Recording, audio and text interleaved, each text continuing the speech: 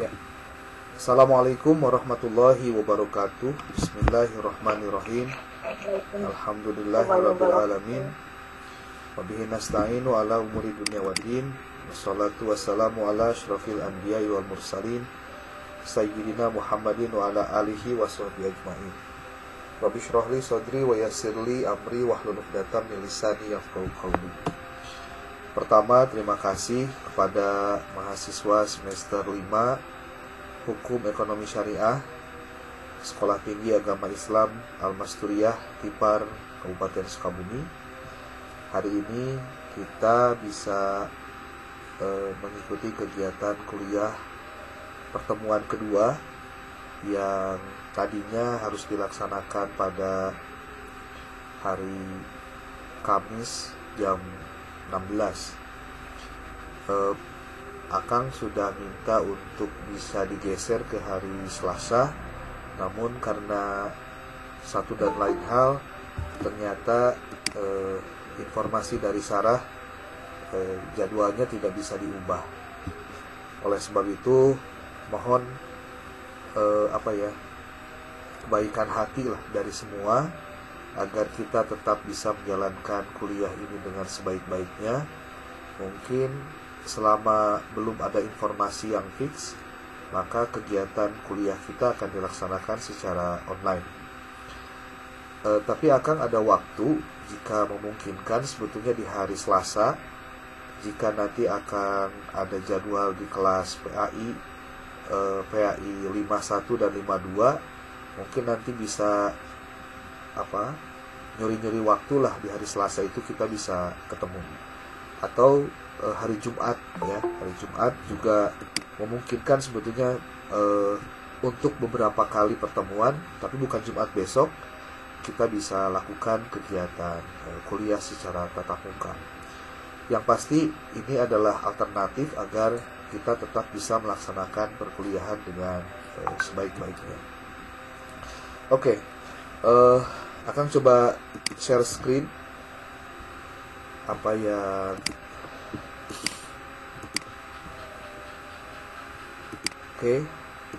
di RPS yang sudah dikirim kepada grup, akan sudah kirim ke Sarah juga. Ini ada RPS-nya, rencana perkuliahan semester, apa saja deskripsi dari mata kuliah ini, tujuannya apa saja yang dibahas, itu ada di dalam RPS ini. Silahkan untuk dipelajari, termasuk juga dengan tugas-tugasnya apa saja. Untuk minggu depan itu sudah tugas paparan kelompok 1. Nanti kita akan coba bahas dulu sebelum masuk ke materi. Kemudian di sini ada data-data yang harus dilengkapi, maksudnya apa saja yang harus disiapkan oleh mahasiswa ketika melaksanakan kegiatan di mata kuliah ini. Ini juga ada proses resitasi. Resitasi itu penyampaian mata kuliah dari dosen berupa ceramah dan diskusi dengan dosen dalam hal tanya jawab.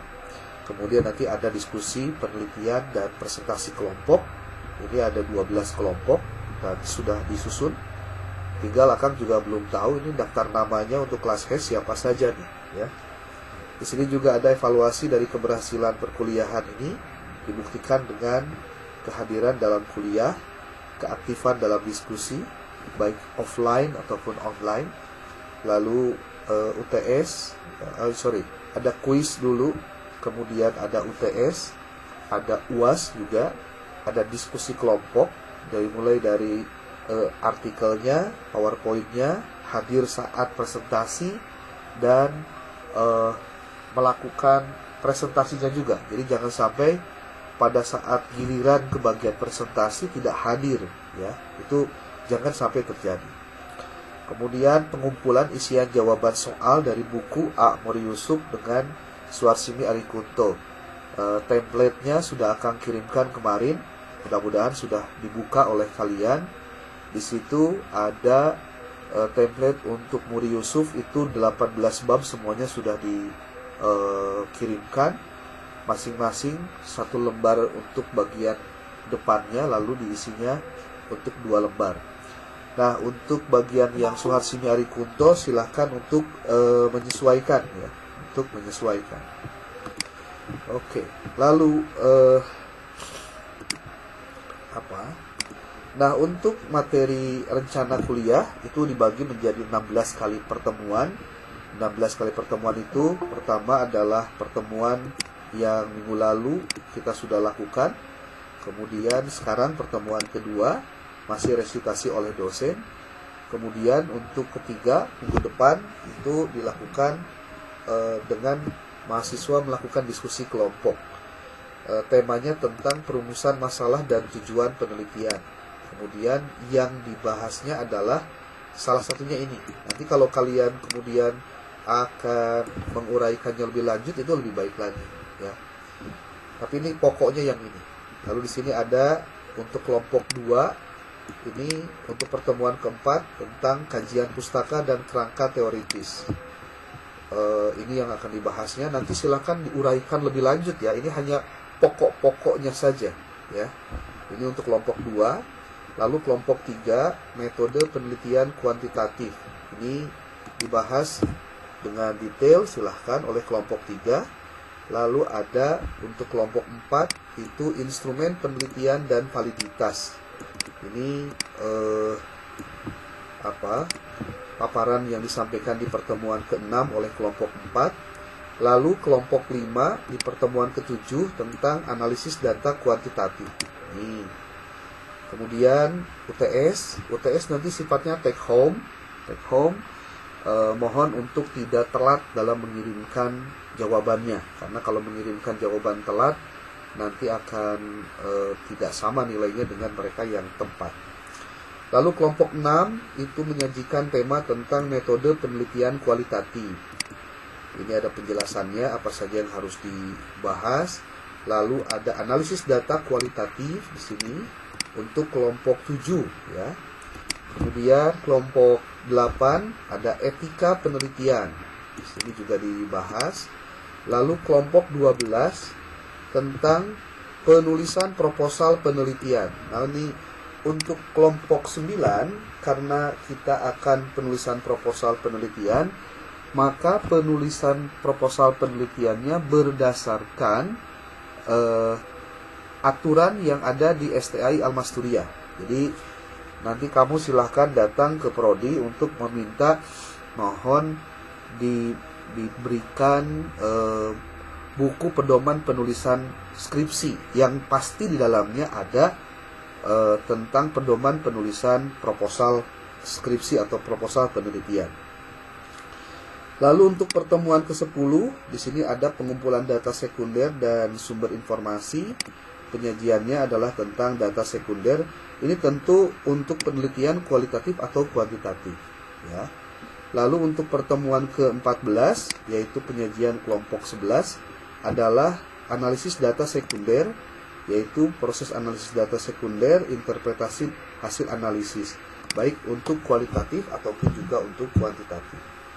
Terakhir, penyajian kelompok 12 adalah diseminasi hasil penelitian, yaitu menyusun laporan penelitian dan presentasi hasil penelitian. Nah, sebenarnya kalau untuk kelompok 12 ini nanti akan lebih banyak bercerita tentang apa saja yang harus dilakukan setelah kita mendapatkan data penelitian, diolah datanya, diinterpretasi, dan ditulis. Jadi nanti silakan ini dikembangkan menjadi pemaparan tentang bagaimana diseminasi dari hasil penelitian.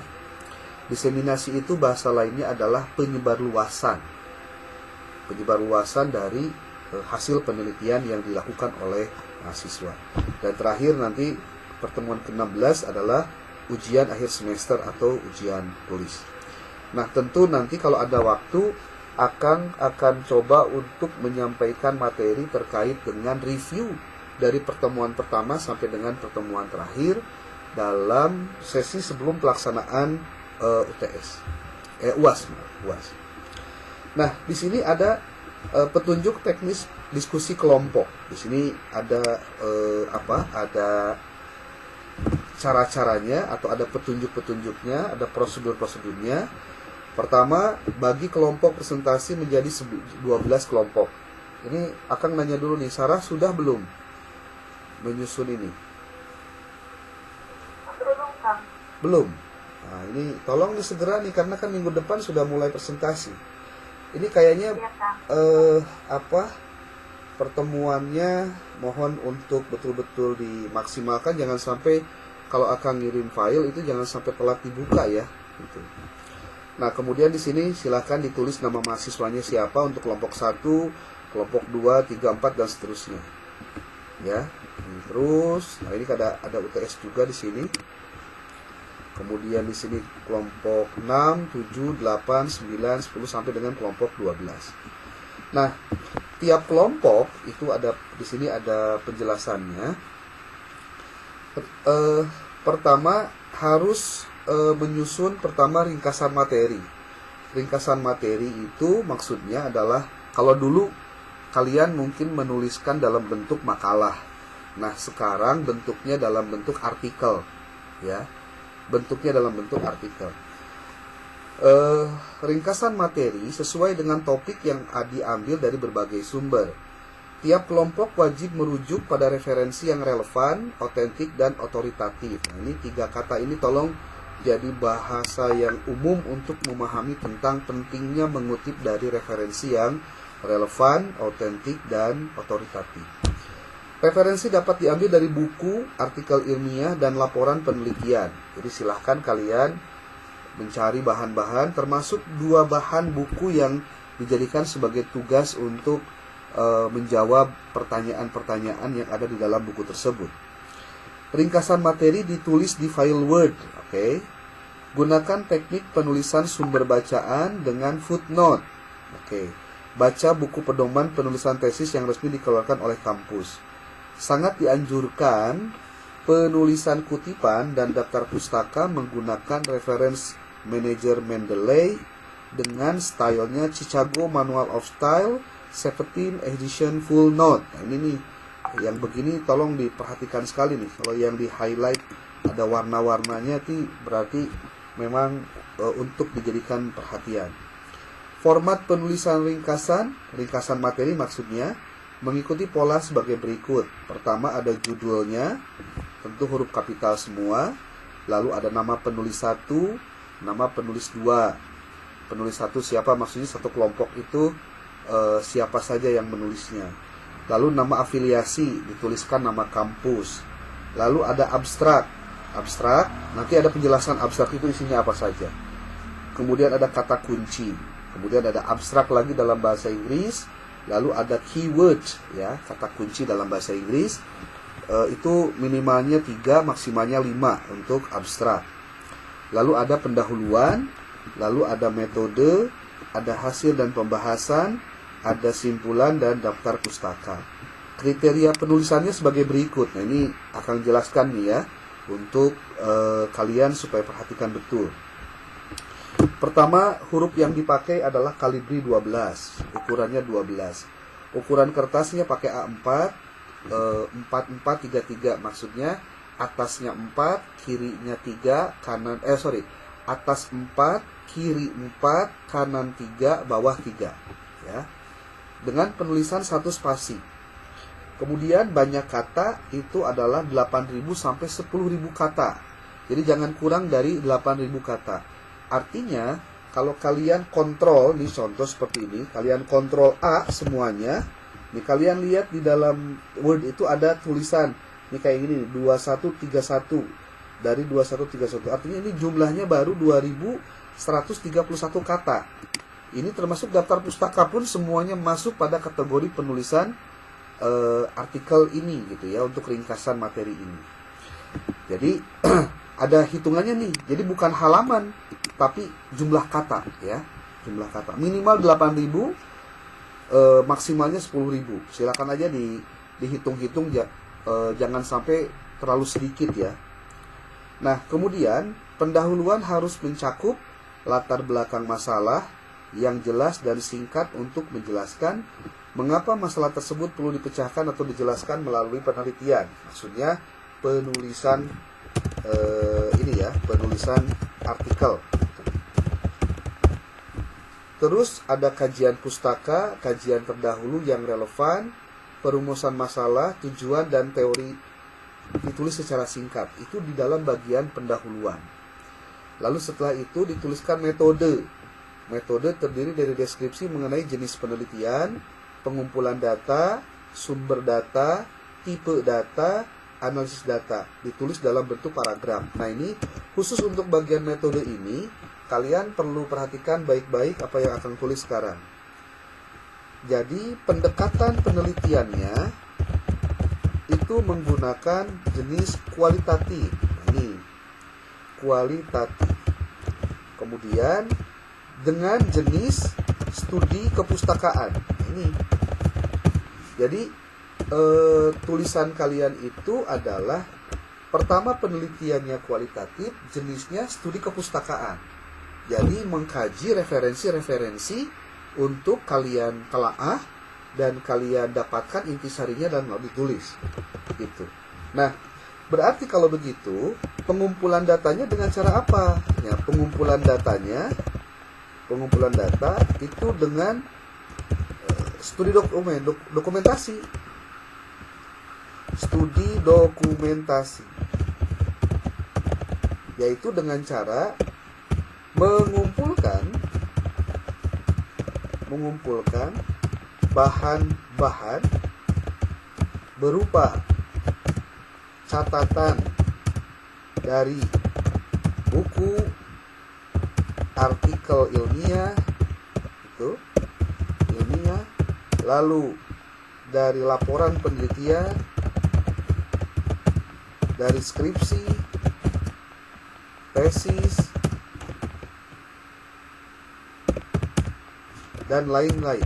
Nah, itu pengumpulan datanya. Kemudian dikumpulkannya sejak kapan? Nah, kamu harus tulis penulisannya selama contoh 7 hari. Tuh. Penulisannya 7 hari, ya. Kemudian sumber datanya diambil dari mana? Dari dokumen-dokumen yang dikumpulkan. Sumber data dari mana? Dari dokumen-dokumen yang dikumpulkan tadi. Tipe datanya apa? Nah, tipe data itu dia datanya data sekunder, data primer, ya, karena data itu diambil dari dari dokumen-dokumen yang kamu kumpulkan. Lalu analisis datanya dengan apa? Nah, ini yang menarik nih. Analisis data dengan menggunakan untuk penelitian kualitatif banyak jenisnya. Kamu boleh menggunakan salah satunya adalah dengan teknik Miles and Haberman, yaitu dengan ada yang disebut dengan display data, kemudian reduksi, kemudian ada konklusi. Konklusi itu jadi simpulan, ya. Reduksi itu artinya mengurangi dari bahan yang sudah ditampilkan. Nah, kalian silakan nanti pahami dan banyak baca-baca buku di internet juga banyak tentang apa itu teknik Miles and Haberman, ya. Di dalam YouTube juga banyak itu tentang bagaimana analisis data kualitatifnya.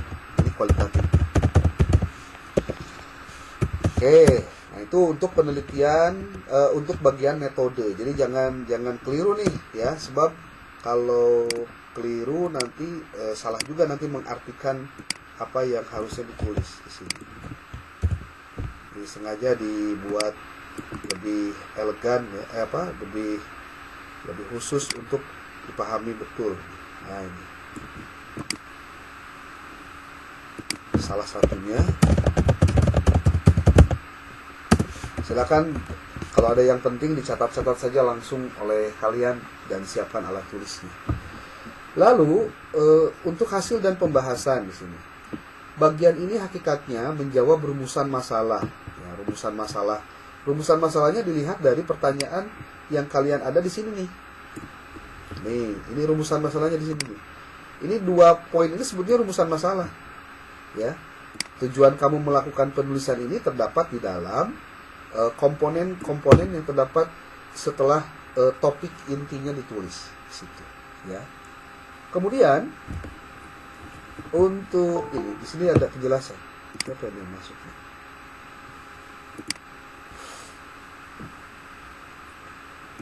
Oke. Kemudian di sini ada hasil dan pembahasan. Bagian ini hakikatnya menjawab rumusan masalah yang terdapat dalam pendahuluan. Bagian ini menginformasikan sejumlah data penting asli yang diperoleh dari studi dokumen ini dan teknik pengumpulan data lainnya kalau digunakan data lainnya, ya. Nah, dapat dilengkapi juga dengan tabel atau grafik untuk mengklarifikasi hasil. Untuk penulisan artikel tugas mata kuliah ini, hasil dan pembahasan ditulis secara bersama. Jadi tidak dipisahkan antara hasil dan pembahasan. Jadi langsung ketika kamu menemukan apa yang ditulis langsung dikomentari, ya. Kemudian di bagian ini penulis menyajikan temuan dan pembahasan, dilengkapi dengan kutipan dari berbagai referensi, menyajikan data yang telah ditafsirkan dan dianalisis dengan teknik tertentu dan telah diproses oleh teori tertentu juga dari ide peneliti.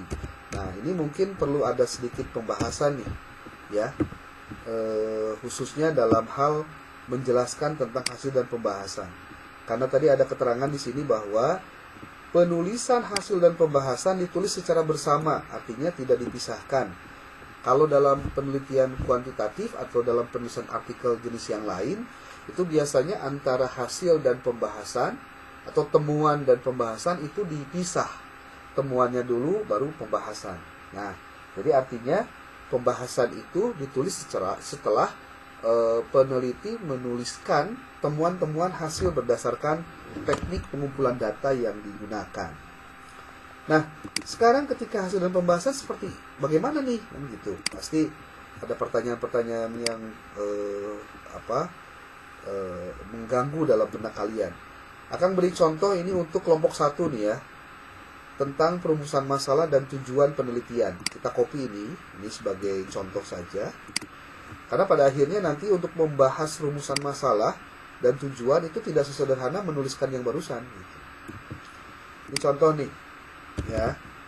Tema besarnya kan ini nih, tentang perumusan masalah dan tujuan penelitian. Berarti kalau ditanya, apa dong kalau begitu rumusan masalahnya? Berarti rumusan masalah dari artikel kalian adalah tentang bagaimana konsep perumusan masalah dan tujuan cara merumuskan. Bisa begitu. Tujuan penelitian. Tujuan dalam penelitian. Rumusan masalah selalu dalam bentuk kalimat tanya. Jadi nanti bagaimana konsep perumusan masalah dan cara merumuskan merumuskan tujuan dalam penelitian. Nah, ini pasti akan diuraikan lebih lanjut dalam penjelasan berikutnya. Di sini berarti membuat pernyataan masalah yang jelas dan terkait, menetapkan tujuan, atau di sini cara menetapkan, jangan merumuskan deh untuk menjawab yang bawahnya, ya. Menetapkan tujuan dalam penelitian. Nah, berarti kamu tuh harus menjawab ini nih, konsep perumusan masalah dan cara merumuskan tujuan. Berarti nanti dalam hasil dan pembahasan kamu harus menjelaskan tentang, pertama, apa definisi dari penelitian dulu deh, dari yang mudah. Penelitian itu apa sih? Kemudian kenapa juga ada masalah? Nah, kemudian ada apa dengan masalah dalam penelitian? Ini contoh aja nih, ya, contoh. Terus pertanyaan yang harus dijawab juga, apa definisi masalah dalam penelitian? Kemudian bagaimana merumuskan masalah dalam penelitian? Oh, ini bisa di breakdown terus nih, banyak sekali. Nah, tentu kamu tidak akan bisa menjelaskan dan menguraikan ini kalau tidak dibarengi dengan membaca referensi-referensi yang terkait dengan apa itu perumusan masalah gitu. Ya. Nah, setelah itu baru satu tuh, baru perumusan masalah. Sekarang tujuan apa yang dimaksud, contohnya ya, dimaksud dengan tujuan dalam penelitian. Yang ini kemudian nanti diuraikan oleh kalian berdasarkan pendapat A, berdasarkan pendapat B, berdasarkan pendapat C. Lalu kalian simpulkan. Berdasarkan pendapat-pendapat di atas dapat disimpulkan bahwa yang disebut dengan tujuan dalam penelitian adalah bla bla bla bla bla. Tuh, terus saja seperti itu. Seperti apa kriteria tujuan yang baik dalam penelitian, contohnya begitu. Ya, dan lain-lain. Itu aja deh, dan lain-lain. Di sini juga dan lain-lain. Nah, tentu ini akan kalian dapatkan penjelasannya. Coba baca buku yang terkait dengan perumusan tujuan dalam penelitian. Jadi kenapa harus diuraikan tentang perumusan masalah dulu? Berarti kamu harus menjelaskan bagaimana konseptualisasi masalah dalam penelitian, contohnya begitu. Ya, itu di bukunya siapa? W. Gulo itu ada tentang konseptualisasi masalah dalam penelitian. Oke, itu. Nah, lalu kalian jelaskan seperti gini. Jelaskan tentang pertanyaan-pertanyaan di atas, itu melalui kajian referensi. Nah, berarti kamu harus baca buku. Berarti tekniknya satu, cari sumber. Oke, cari sumbernya. Cari sumbernya bisa dari buku Medlit. Oke. Bisa dari modul-modul Medlit, silahkan. Bisa dari artikel jurnal juga silahkan. Bisa dari skripsi juga silahkan. Yang penting pastikan apa yang kamu tulis ada rujukannya. Ya. Tesis boleh. Atau disertasi silahkan. Setelah kamu cari sumbernya, nah, coba kamu kutip yang ada hubungannya dengan masalah-masalah yang kamu tulis di atas. Masalah-masalah yang ada dalam penulisan artikel ini. Kemudian setelah kamu kutip, kamu komentari. Menurut pendapat kamu, setuju atau tidak? Atau sesuai atau tidak? Bertentangan atau tidak? Dengan siapa? Dengan teori-teori yang lain. Nah, disitulah sebetulnya yang akan membedakan antara apa yang kamu lakukan dalam menulis. Jadi lain dengan ukur kopas jadi loba gitu ya. Udah kan rata-rata kalau bikin makalah atau artikel teh biasanya ujung-ujungnya yang penting asal loba we, tapi di mana letak kamu menyimpan pendapatmu berdasarkan teori-teori yang kamu jelaskan di atas. Gitu. Ini nih ya. Ini akan diberikan highlight juga nih contoh untuk menjelaskan ini biar kamu tidak terlalu lamun dina leumpang teh mah nu lolong ulah ketika ngatog teuing gitulah ya. Minimal ada yang bisa bisa dijelaskan. Oh, maksud nanti si akang teh kieu gitu. Itu kalau ada kata-kata begitu berarti sudah alhamdulillah tuh ya. Oke. Nah, kemudian bagian ke selanjutnya setelah setelah hasil dan pembahasan adalah simpulan. Ingat, simpulan itu bukan ringkasan. Bukan ringkasan dari pembahasan, bukan. yang namanya simpulan ditulis dengan ringkas dan jelas berdasarkan hasil penelitian, kemudian jelaskan konsekuensi logisnya dalam mengembangkan sains, teoretis dan praktis pendidikan. Simpulan tidak diidentifikasi di pointer tapi dalam bentuk paragraf. Jadi tidak di simpulan dari penulisan artikel di atas adalah 1, 2, 3, tidak begitu, tapi dinarasikan saja, ya. Kemudian di sini ada daftar pustaka. Daftar pustaka itu tulis sejumlah referensi yang ditulis dan benar-benar dikutip dalam naskah dari sumber primer, 70% dari jurnal ilmiah, 30% dari pendukung lainnya. Nah, ini sebetulnya sama dengan bikin artikel biasa, tetapi bentuknya di artikel jurnalkan. Itu aja sih sebenarnya. Nih, akan lebih disukai jika menggunakan yang namanya reference manager Mendeley. Kalau yang belum bisa belajar, banyak tutorialnya di YouTube. Jadi tidak ada alasan kamu tidak bisa menulis. Termasuk yang belum punya laptop, dari mulai sekarang yuk nyicil lah beli laptop ya. Kemudian tadi sudah artikel ya dalam bentuk Word. Oke, kalau sudah selesai, ingat ya 8.000 sampai 10.000 kata. Kemudian bahan paparan yang ada di PPT, jadi di file PPT. Nah ini, kalau ini maksimal 20 slide. Ingat, isi PPT berisi pointer-pointer penting, bukan kata-kata atau narasi ringkasan materi atau Word yang ada dipindahkan ke PPT. Kan orang mah biasa gitunya, supaya kayak gampang ngomong. Nah, jadi biasanya di copy tina Word teh asupkeun karena PPT. Jadi kita dibaca, nah bukan itu maksudnya. Harapannya ketika kamu yang dituliskan dalam PPT itu adalah pointer-pointer, sementara yang kamu jelaskan adalah apa yang kamu kuasai dari pointer narasi Word yang sudah kamu tulis gitu. Oke. Nah, kemudian kalau PPT-nya sudah dibuat, tidak hanya PPT sebetulnya, kamu boleh juga buatnya di Canva. Yang sudah biasa bikin di Canva lebih bagus nih, disukai.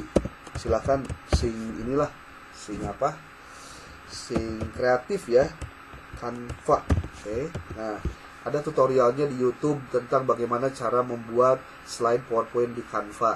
Buat yang suka rada nyeni itu bisa belajar lah ya. Nah, itu baru 2 tuh, paparan di slide PPT 1, yang kedua tadi artikelnya. Nah, sekarang yang ketiga adalah soal pilihan ganda. Lah, upaya soal maksudnya gimana? Sebanyak 15 buah yang dibuat melalui aplikasi Google Form. Jumlah pilihannya 5 ABCD-nya ya. Jangan infokan soal apalagi jawabannya kepada teman. Tujuan soal ini sebagai post test, berarti hanya post test ya, kepada audiens setelah presentasi dan tanya jawab dilakukan. Kelompok penyaji menyampaikan link soal dalam Google Form ini setelah tanya jawab selesai. Waktu pengerjaannya 15 menit, penyaji merekap hasil penilaiannya sekaligus sebagai bukti kehadiran mahasiswa pada saat diskusi. Jadi maksudnya, kelompok 1 nih contoh, tadi kan judulnya adalah tentang perumusan masalah dan tujuan. Nah, setelah kamu menulis Word-nya, kemudian menulis PPT-nya, jangan lupa kamu coba pilih dari narasi Word itu untuk dibuatkan soal pilihan ganda 15 buah. Jadi nanti supaya soal itu akan diberikan kepada teman-temanmu yang ikutan sebagai audiens, memperhatikan atau enggak gitu. Cuma satu nih, jangan sampai ada ya sebutlah istilahnya apa ya, kayak jangan curang lah gitu ya, kasih tahu jawabannya ke temennya supaya nilainya bagus-bagus, bukan begitu ya. Nah, teknis penyelesaian dan pengiriman tugas, coba lihat nih, semua kelompok, ingat nih, coba dicatat, semua kelompok harus menyelesaikan file Word dan PPT ini 1 hari sebelum jadwal kuliah. Berarti kalau minggu depan hari Kamis lagi, berarti hari Rebonya harus sudah selesai. Semua kelompok, ingat. Ini adalah dalam rangka apa? Supaya adil. Teman-teman yang kelompok 1 itu ketika aing mah urang jadi kelompok hiji jadi teu heula. Nah, teu kitu gitu ya. Hal ini agar semua mahasiswa secara adil mengerjakan tugas ini dikumpulkan di waktu yang sama. Kayaknya fair ya gitu. Kecuali nanti untuk yang PowerPoint apa tadi apa tuh? Ya Google Form itu bisa nanti pada saat pelaksanaan kegiatan diskusi. Untuk file Word dan PPT, beri nama file sebagai berikut. Contoh kelompok 1 judulnya apa? Dikirimkan ke grup WA kelasnya ya. Dari mulai sekarang nih dikirimkan supaya teman-temannya bisa baca dulu. Termasuk juga artikelnya, Word dan PPT-nya. Selain itu, file Word, PPT, dan link soal pilihan ganda dikirimkan ke email. Nah, ini khusus untuk kalian, tolong nanti betul-betul dibuatkan dengan benar ya. Dan dikirimkan ke alamat ini dengan melakukan konfirmasi jika file telah mengirimkannya via grup WA. Jadi begini nih, ini banyak kejadian, Akang kudu jadi capek akhirnya mah ya. Maksudnya kumaha Kang kieu. Jadi nanti kamu harus begini nulis di WA di emailnya ya, di emailnya.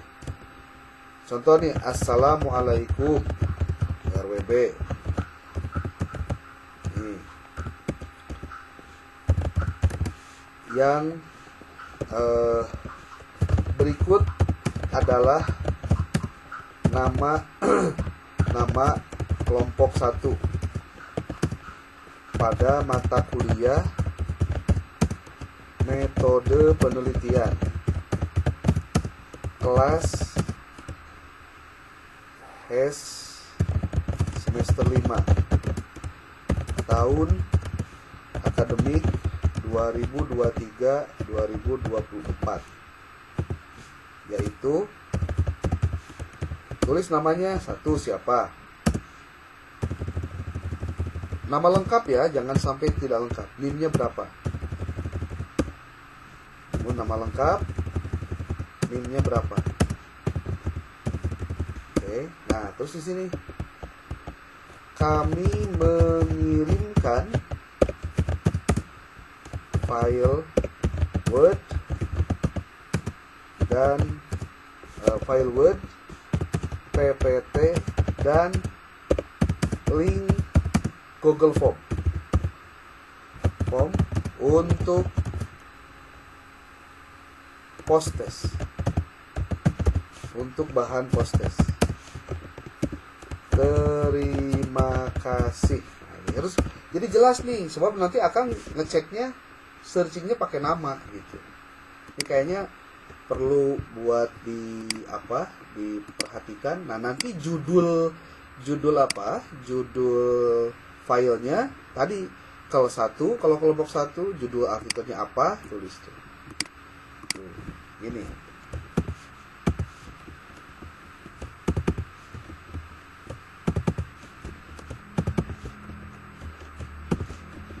Kami mengirimkan file Word, PPT, dan Google Form untuk bahan tes. Terima kasih. Wassalamualaikum. Itulah RWB. Tuh. Oke. Pada mata kuliah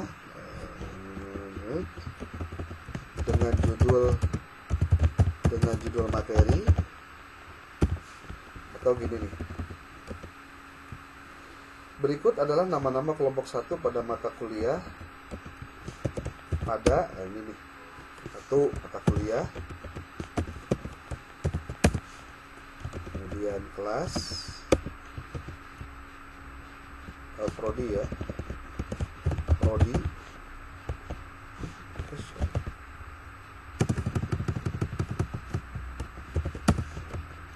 semester ini 5 tahun akademik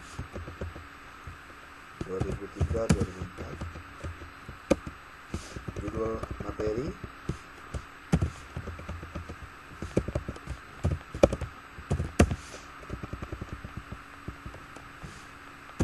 nih. Nah itu siapa saja. Nah ini itu di dalam emailnya biar nanti ketahuan, oh ini siapanya jelas. Oke, lalu presentasi dilakukan pada hari sesuai jadwal pada minggu ketiga bulan September. Sekarang kan minggu kedua, berarti minggu ketiga minggu depan. Dimulai dengan kelompok 1. Dalam kondisi tertentu dalam suatu pertemuan dapat dilakukan penyajian paparan bahan materi oleh 2 kelompok sekaligus. Nah, ini kalau post major ya, post major. Nah, ini terus bagaimana teknis presentasinya? Nih, teknis presentasi.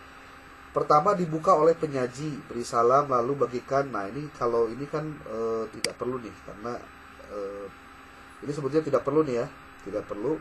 Kenapa tidak perlu? Karena linknya kan hanya untuk ini saja, apa? Untuk post test saja. Ini berarti dihapus. Nih, ada pretest, ini tidak ada pretest, berarti langsung post test. Nah, ini yang dicoret-coret berarti tidak usah diikuti. Jadi dibuka oleh penyaji, beri salam atau beri salam dulu, dibuka oleh penyaji, lalu lanjutkan dengan presentasi oleh penyaji. Waktu presentasi tiap kelompok penyaji 15-20 menit. Teknik presentasi dilakukan dengan paparan tiap slide.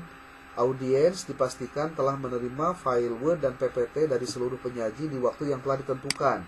Yang tadi saya disebutkan, di hari pada saat kelompok 1 tampil, berarti minggu depan. Tanya jawabnya 15-20 menit. Penyaji wajib membuat berita acara perkuliahan dengan mencatat nama mahasiswa yang bertanya, menuliskan mahasiswa yang hadir dan tidak hadir, termasuk ringkasan materinya. Masuk ringkasan materi. Ringkas saja, tidak perlu panjang-panjang. Setelah selesai tanya jawab, dilakukan dengan pembagian soal post test. Penyaji mengirim link Google Form sebanyak 15 buah soal pilihan ganda berdasarkan bahan paparan yang telah dibuat dan disampaikan dalam diskusi. Waktu post test adalah 10 menit.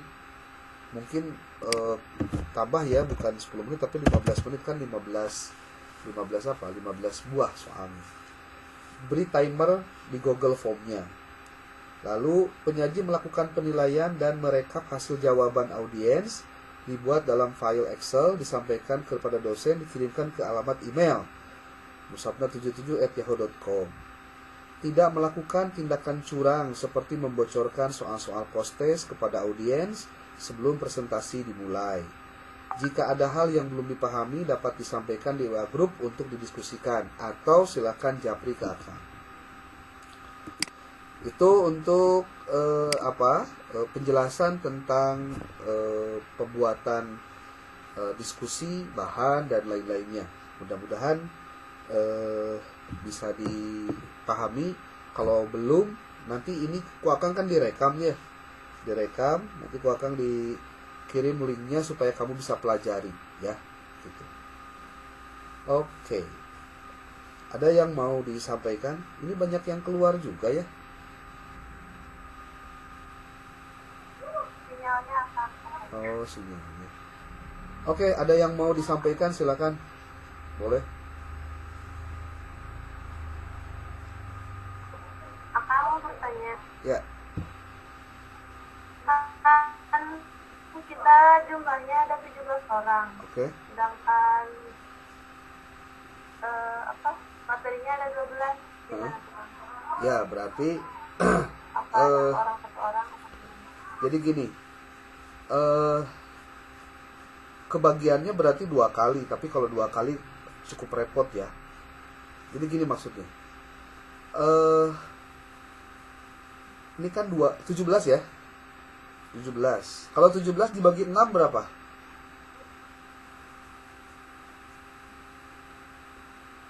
(17) dibagi 6. Yeay.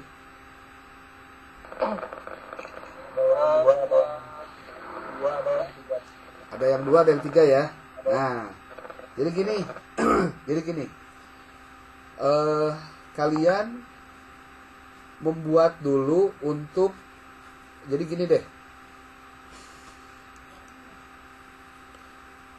Yang 17 orang ini dibagi 6 kelompok awal. 6 kelompok awal. Biar maksudnya ente ada yang sendiri, tapi berdua, minimal berdua. Oke. Jadi kerjakan dulu oleh kelompok nomor 1 sampai dengan nomor 6. Jadi nanti kalian bikinnya 2 kali. Paham tuh maksudnya? Ngerti tuh maksudnya? Kamu tuh ngerti kan dijelaskan. Jadi kayak kan ini teh kebutuhan kelompoknya 12 kelompok. Nah, sementara jumlah kamu kan 17. Nah, sekarang bagi dulu 6 kelompok untuk 1 sampai kelompok 6 dulu gitu maksudnya. Berarti kamu bikin 6 kelompok. 6 kelompok itu gede ya, 6 kelompok. Atau gini nih, ini 6 kelompok. Nah, 6 kelompok itu berarti 17 dibagi 6. Berarti ada yang 3, ada yang 2. Gitu loh. Silahkan bagi untuk membahas materi kelompok 1 sampai dengan kelompok 6. Nah, nanti kalau sudah selesai kelompok 6, nanti kamu mulai lagi dari kelompok 1 sampai kelompok 6 untuk membahas materi kelompok 7 sampai dengan 12. Gitu. Contoh nih, contoh. Kelompok 1 teh Sarah, Muhid, sama Ratih. Contoh ya. Ini tolong di on kamera kan nih. Contoh Sarah, Muhid, sama Ratih. Kebagian kelompok 1. Nah, nanti kebagian lagi kelompok 7 gitu loh, materi kelompok 7 gitu. Yang kelompok 2 nanti kebagian lagi materi kelompok 8. Yang kelompok 3 kebagian nomor 9. Yang kelompok 6 nanti kebagian nomor 12. Jadi setiap kelompok kebagian 2 kali tampil. Jadi satu kelompoknya ada yang 3 orang, ada yang 2 orang gitu.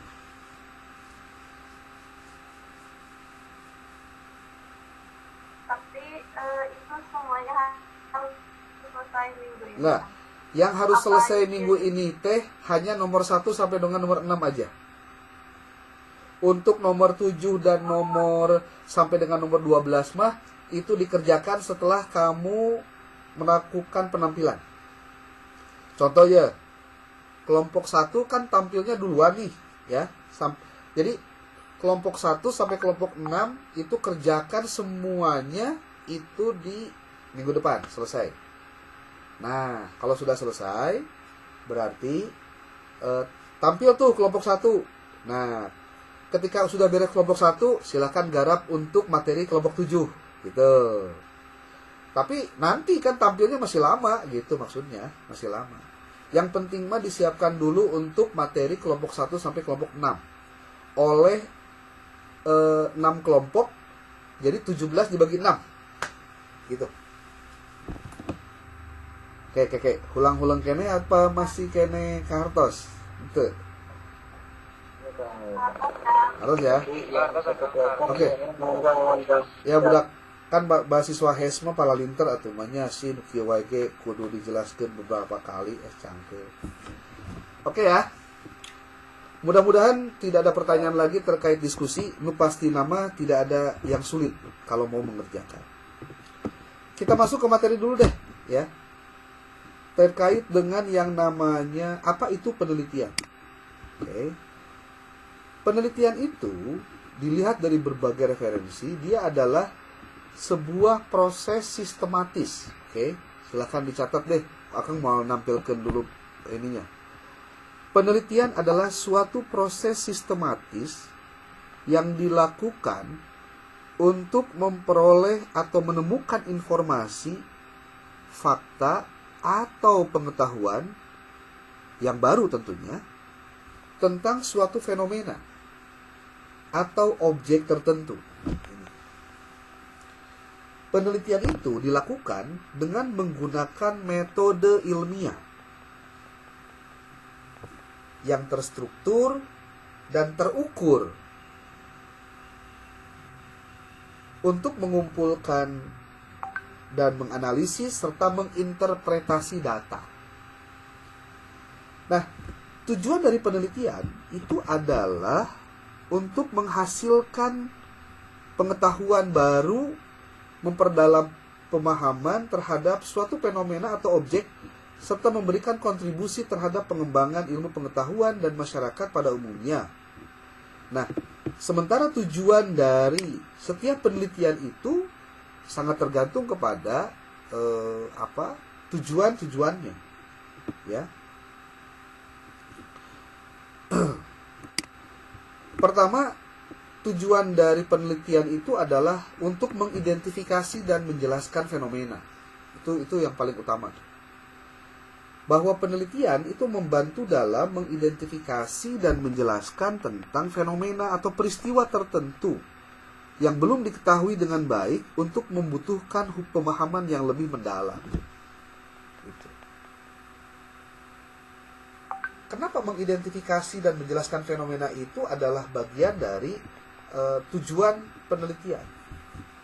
Sesuatu yang belum jelas tentu harus dijelaskan, karena kalau tidak manusia akan terus mengalami yang namanya penasaran, curiosity, ya.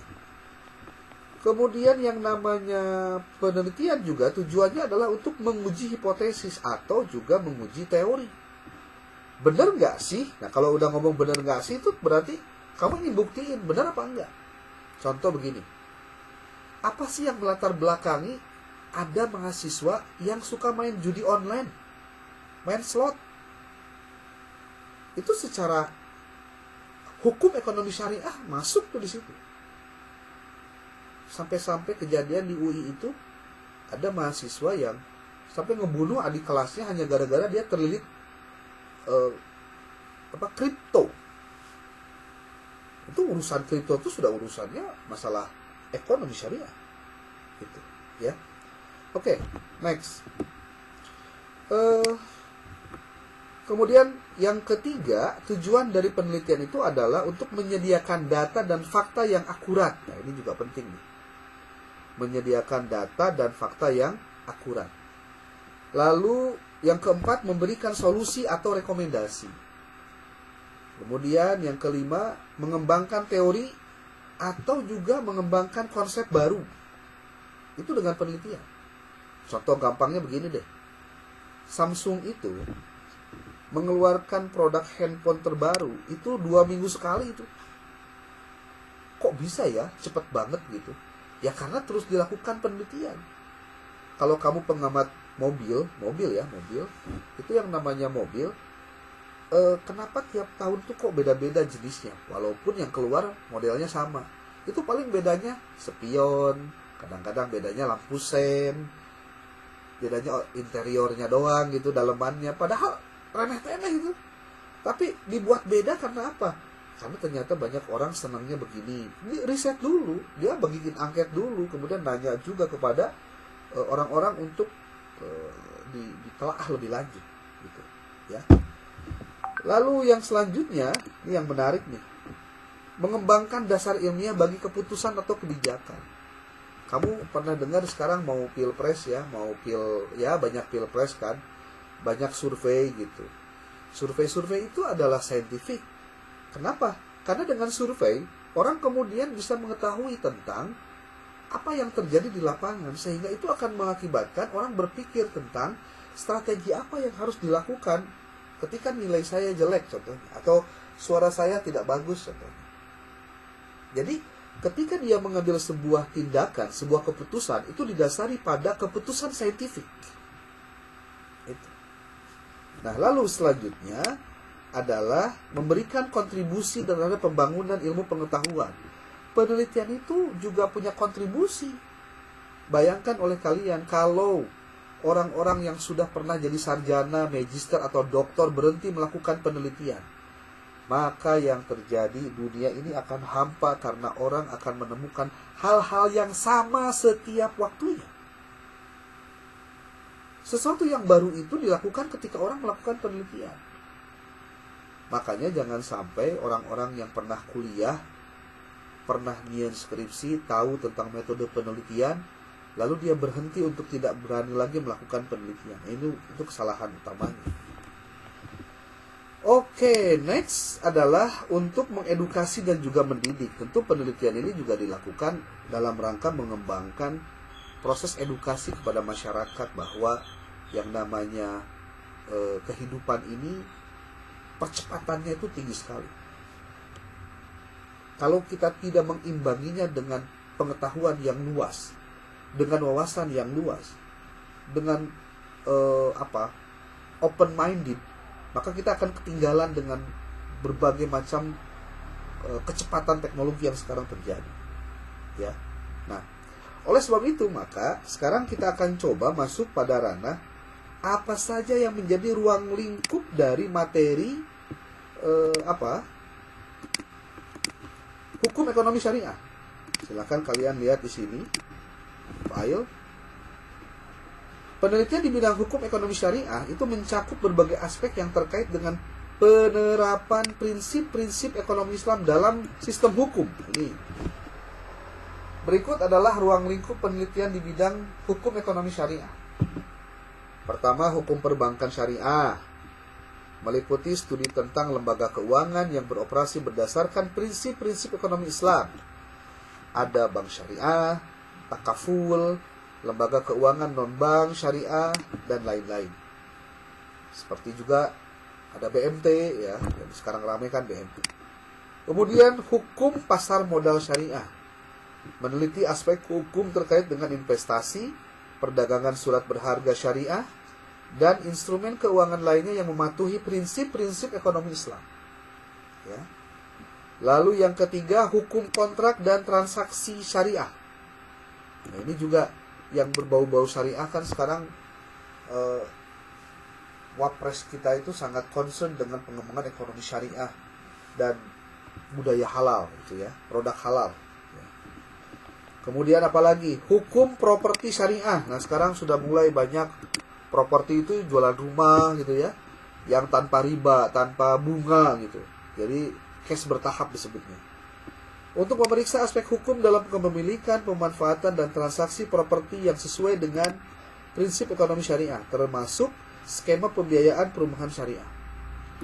Lalu ada hukum ekonomi dan keuangan Islam internasional. Ini juga sama. Ini. Kemudian ada hukum zakat dan wakaf. Nah, ini juga menarik nih. Kenapa banyak orang nggak mau ke Baznas tapi pengennya bayar ke kiainya gitu atau bayar zakatnya? Kan itu juga perlu dijelaskan juga kenapa masyarakat kita belum melek terhadap lembaga amil zakat. Gitu. Kemudian yang ketujuh, terkait dengan regulasi dan pengawasan institusi keuangan syariah. Ini juga penting tuh, ya.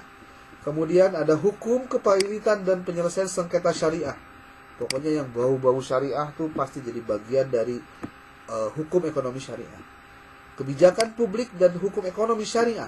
Ini juga menjadi bagian, ya. Kemudian isu etika sosial dan hukum ekonomi syariah. Lalu ada kajian komparatif dan perbandingan hukum antara konvensional dengan berbasis agama Islam atau agama lainnya. Kenapa ya di Islam ada syariah, di agama lain ada nggak yang syariah versi Kristen contohnya? Ya, jangan-jangan memang nggak ada konsep itu. Jangan ya. Ada inovasi keuangan syariah, pelajari tentang perkembangan terbaru, inovasi produk. Kalau kalian main ke Sukabumi itu, ke kota itu banyak sekali itu yang namanya gadai syariah. Wah, banyak banget tuh, ya. Itu. Penelitian di bidang hukum ekonomi syariah itu punya tujuan untuk mendukung pengembangan, implementasi, dan pemahaman lebih lanjut terkait aspek hukum dalam konteks ekonomi yang berbasis pada prinsip-prinsip ekonomi syariah. Ini mungkin hal-hal baru yang bisa kalian pelajari untuk bisa dijadikan sebagai sarana dalam memahami tentang hukum ekonomi syariah. Ini makin mengecil aja nih, ada 13 orang nih. Semuanya pada keluar semua. Nanti kalian mati lampu katanya kan. Waduh, mati lampu. Aliran kali bukan mati lampu. Nanti kalian boleh ada 3 orang. Oh iya, kalian boleh nanti menggunakan alat bantu seperti AI, ada ChatGPT, ada apa juga ya, untuk menambah materi dan wawasan kalian terkait dengan hukum ekonomi syariah. Oke. Ada pertanyaan?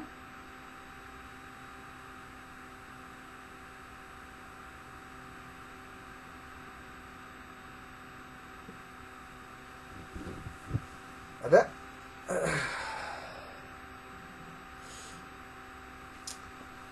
Kalau tidak ada, kita cukupkan sekian, berarti cukup 1 jam saja untuk materi kita. Dan mudah-mudahan nanti videonya bisa kalian lihat di YouTube. Nanti aku akan dikirim linknya buat kalian, ya. Oke. Sudah dicatat Sarah yang hadir dan tidak hadirnya? Sudah kan di Oke. Itu saja yang bisa disampaikan. Terima kasih. Dan jadi Sarah, kalau misalkan akan ke asupna siang, berarti jam segini aja nggak apa-apa kali ya. Yang penting santai aja lah, nggak usah repot-repot lah. apa-apa kan. Nah, ya. Oke, terima kasih. Billahi taufiq wal hidayah, wallahu muwaffiq ila aqwamit thoriq. Assalamualaikum warahmatullahi wabarakatuh. Waalaikumsalam.